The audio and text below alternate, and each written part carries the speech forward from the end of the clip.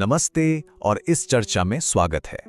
आज हम एक ऐसे सवाल पर बात करने वाले हैं जो हम सबको कभी ना कभी परेशान करता है कि अपने पैशन के पीछे भागें या एक स्टेबल प्रोफेशन चुनें। हाँ बिल्कुल, खासकर जब सोशल मीडिया खोलो तो हर तरफ एक ही सलाह मिलती है, फॉलो योर पैशन। पर जिंदगी की हकीकत थोड़ी अलग होती है ना।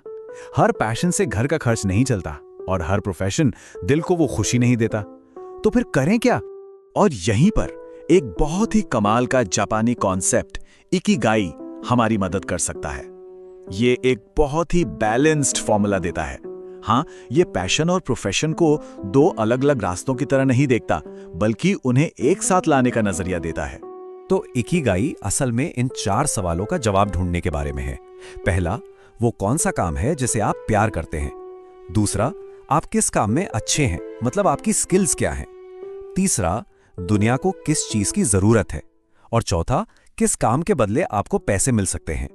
और जब किसी को वो काम मिल जाता है जहां ये चारों चीजें मिलती हैं, तो इकिगाई के मुताबिक वही जिंदगी का असली और टिकाऊ मकसद है। बिल्कुल, और यही वजह है कि किसी एक एक्सट्रीम को चुनना खतरनाक हो सकता है। अगर सिर्फ पैशन के पीछे भागे तो फाइनेंशियल स्ट्रेस और प्रेशर की हालत बन सकती है। और दूसरी तरफ अगर सिर्फ प्रोफेशन के लिए बिना किसी दिलचस्पी के काम किया जाए तो कुछ वक्त बाद इंसान इमोशनली रूप से एकदम थक जाता है, जिसे हम इमोशनल बर्नआउट कहते हैं। तो सवाल यह है कि यह बैलेंस आखिर बनाया कैसे जाए। इसका जवाब है आराम से, एक एक कदम बढ़ाकर। बैलेंस का मतलब यह नहीं कि नौकरी छोड़कर छलांग लगा दी, बल्कि धीरे धीरे एक पुल बनाना है।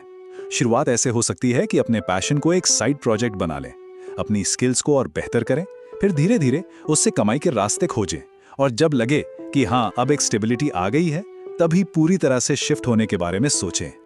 तो यहां एक सवाल है जो हम सबको खुद से पूछना चाहिए।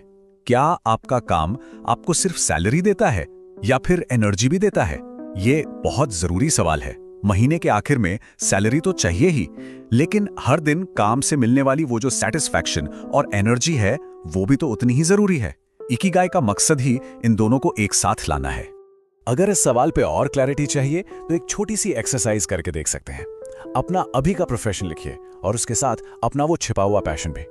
अब सोचिए, क्या इन दोनों के बीच कोई कॉमन पॉइंट हो सकता है? बिल्कुल, क्योंकि लिखने से ना चीजें अक्सर साफ हो जाती हैं। जो बातें दिमाग में उलझी रहती हैं वो कागज पर उतरते ही सुलझने लगती हैं। ये छोटे छोटे कदम ही बड़े फैसलों से ज्यादा असरदार होते हैं। ये एक बहुत ही दिलचस्प नजरिया है। मतलब अपने पैशन को प्रोफेशन बनाने की जल्दी करने के बजाय क्यों ना अपने प्रोफेशन में ही पैशन ढूंढने की कोशिश की जाए। बिल्कुल, क्योंकि कभी कभी प्रॉब्लम काम में नहीं, बल्कि हमारे काम करने के तरीके या उसे देखने के नजरिए में होती है।